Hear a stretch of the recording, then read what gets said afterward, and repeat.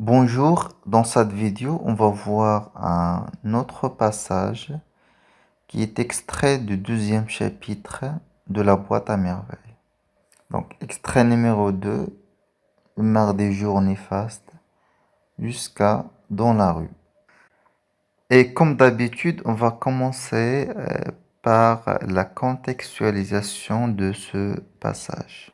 Donc, l'extrait suivant, ou bien ce passage, est tiré de la boîte à merveilles écrit par Ahmed Sfraoui en 1952 et publié en 1954 et dont le genre est un roman autobiographique.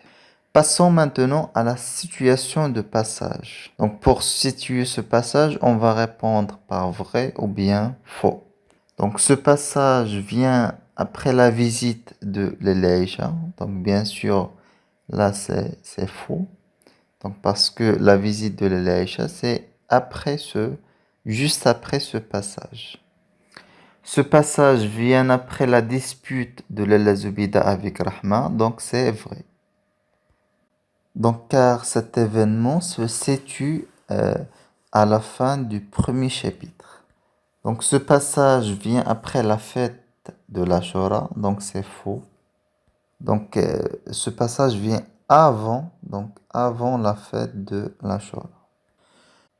Donc, quand vous remarquez, ce passage commence par un indicateur temporel qui est le mardi. Donc, pour le narrateur, ce jour est désagréable ou bien c'est un jour qui est difficile. Donc, ce qui le montre, c'est l'utilisation de l'adjectif dévalorisant, néfaste. La question qu'on va poser, pourquoi le mardi est-il décrit comme un jour néfaste pour les élèves du MSID? Donc, en lisant ce passage, nous allons trouver que ce jour est consacré aux révisions. C'est-à-dire que les élèves doivent réciter les quelques chapitres qu'ils avaient appris. Je devais, selon la coutume, réciter les quelques chapitres du Coran que j'avais appris depuis mon entrée à l'école. Puis le narrateur nous parle du frère en citant la phrase suivante. Ses yeux n'étaient perméables à aucune pitié. Donc la question qu'on va poser, donc que suggère la phrase suivante? Ou bien que signifie la phrase suivante? Donc on va dire que la relation du frère avec ses élèves est dépourvue de toute compassion. Ou bien on va dire tout simplement que le frère était dur, voire sévère avec ses élèves. Donc, dans ce passage, le narrateur souligne un contraste ou bien une contradiction, c'est-à-dire deux éléments qui sont opposés. Donc, ce contraste, c'est entre l'hostilité du monde, c'est-à-dire un monde qui est hostile, un monde qui est dur, et la fragilité du narrateur ou bien la faiblesse du narrateur. Donc bien sûr là, nous avons une figure de style qu'on va traiter après.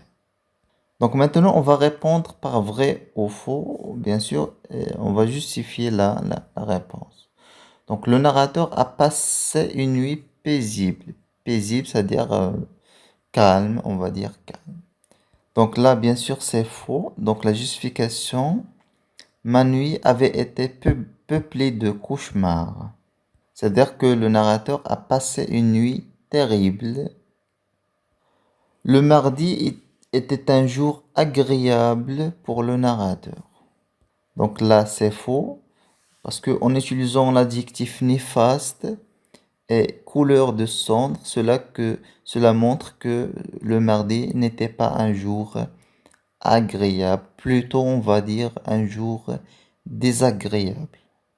Donc passons aux figures de style. Donc de quelle figure de style s'agit-il dans les phrases suivantes? Donc nous avons deux phrases.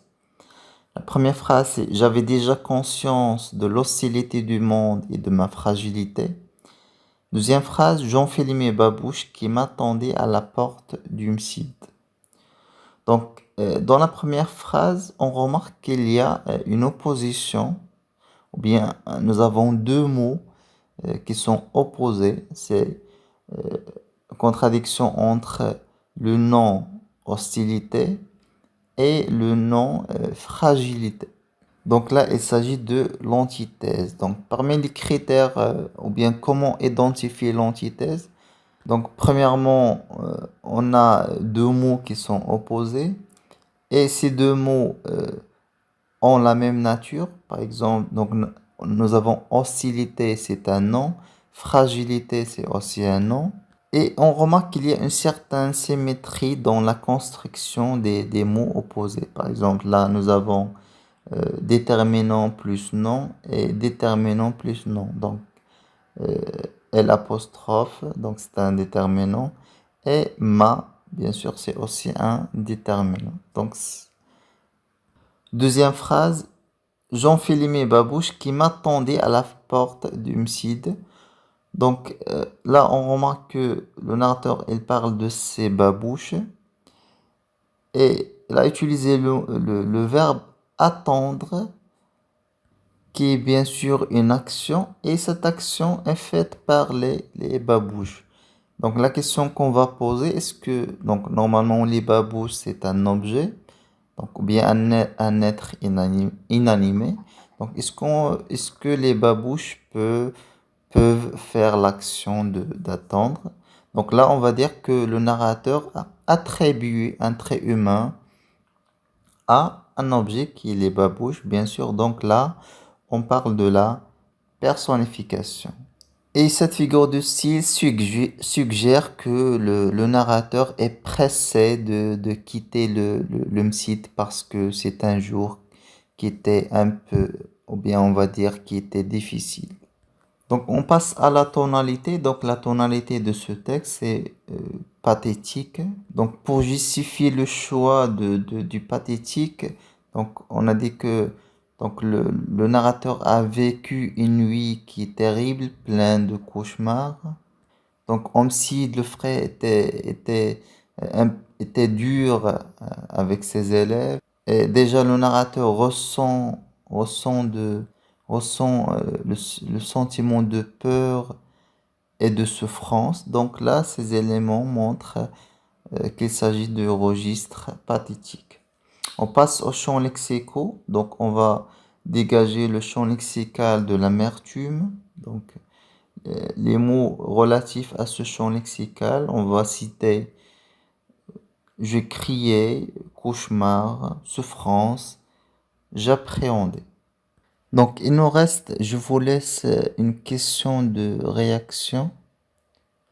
Donc je connaissais la souffrance de la chair au contact de la baguette de Koniassi. Donc le frère utilise sa baguette pour châtier ses élèves. Donc pensez-vous que le châtiment corporel peut contribuer à l'éducation des enfants?